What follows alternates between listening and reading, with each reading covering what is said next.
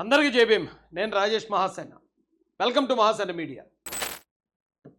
లోకేష్ పాదయాత్ర ఈ మధ్య ఒక ఎర్ర పుస్తకం పట్టుకుంటున్నారు. ఆ ఎర్ర పుస్తకంలో పేర్లు రాస్తాం. జగరిటాలు వేస్తారా? లోకేష్ అనే మాట వినపడగానే ఒళ్ళంతా ఏదో వైబ్రేషన్స్ వచ్చినట్టు, మహేష్ అంటే వైబ్రేషన్స్ వస్తున్నాడు ఈ సినిమాలో. అలా లోకేష్ అనగానే వైబ్రేషన్స్ వచ్చినట్టు ఆవిడ నవ్వు చూడండి ఒకసారి. ఏమన్నా అంటే మహిళ మాజీ మంత్రి గారు మనం ఏం అనకూడదు, ఎందుకంటే మనకి బేసిక్గానే లేడీస్ అంటే రెస్పెక్ట్ ఎక్కువ ఉంటారు. వైఎస్ఆర్ కాంగ్రెస్ పార్టీ వాళ్ళని అన్ని రాస్తున్నానని చెప్పి అధికారంలోకి రాగానే ఎర్ర పుస్తకంలో రాసిన వాళ్ళందరి సంగతి చూస్తున్నాను. నాకైతే ఆ ఎర్ర పుస్తకం పట్టుకుని తిరుగుతుంటే సింబాలిక్ గా నేను ఎర్రి పుష్పాన్ని మా నాన్న సీఎం గా ఉన్నా కూడా నేను ఎర్ర పుస్తకం పట్టుకుని ఆయన తిరుగుతుంటే ఎర్ర పుష్పం అనిపింది. మరి ఇప్పుడు ఎర్రచీర కట్టుకుని ఉంది, ఇక్కడ ఏమనాలి మనం? ఏమనంటే అది రాజేష్ మహిళల్ని అవమానపరుస్తున్నాడు, కించపరుస్తున్నాడు అంటారు. మరి మగవాళ్ళు చేసిన పాపం ఏంటండి? మమ్మల్ని ఎవరన్నా అవమానించచ్చా? నేను ఆ మహిళల్ని అడుగుతున్నాను. నేను ఎవరన్నా ఒక్క మాట లేడీస్ మీద ఏమన్నా మాడితే మహిళా లోకం భగ్గుమంటదే.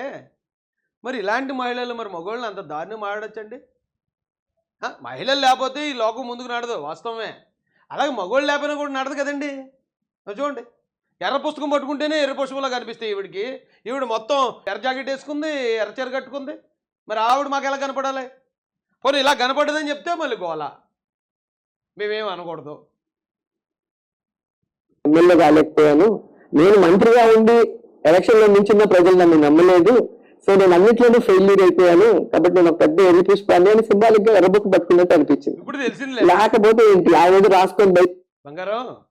ఇప్పుడు ఎవరు ఎర్రి పుష్పాలు అయ్యారో, ఎవరు పొద్దుతిరుగుడు పువ్వుల్లో మళ్ళీ ఇళ్లలోకి దూరేశారో, ఎవరు దుప్పలు కప్పుకుని మంచాల కిందకు దూరేశారో ప్రజలందరికీ ఇప్పుడు తెలిసిపోయింది కదా.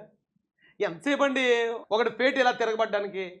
ఆ అహంకారం, ఆ గర్వం, ఆ వెకిలి నవ్వులు, ఇలాంటి నవ్వు వల్లే మహాభారతం జరిగి, కురుక్షేత్రం జరిగి 18 లక్షల మంది ఆంఫట్ అయిపోయారు పైకి.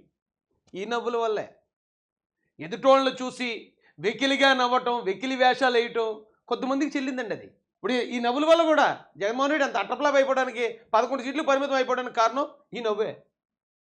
అంటే అప్పుడు దుర్యోధనుని చూసి ద్రౌపది నవ్వింది, ఇక్కడ నారా లోకేష్ గారిని చూసి ఈ రోజే నవ్వింది.